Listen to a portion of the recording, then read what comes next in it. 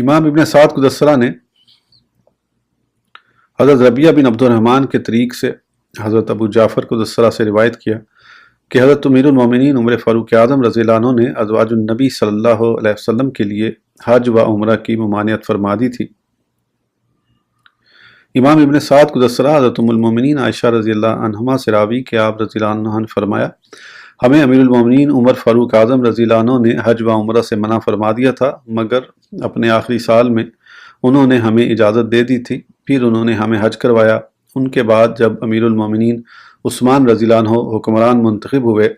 تو ہم نے جب ان سے اجازت چاہی تو انہوں نے فرمایا، اپنے ارادے کے مطابق آپ جو مناسب سمجھتی ہیں وہی فرما لیں۔ چنانچہ حضرت عثمان رضی اللہ عنہ نے تمام ازواج کو سوائے حضرت سودا اور حضرت زینب رضی اللہ عنہما کے حج کروایا، جبکہ یہ دونوں سید عالم صلی اللہ علیہ وسلم کے وصال کے بعد اپنے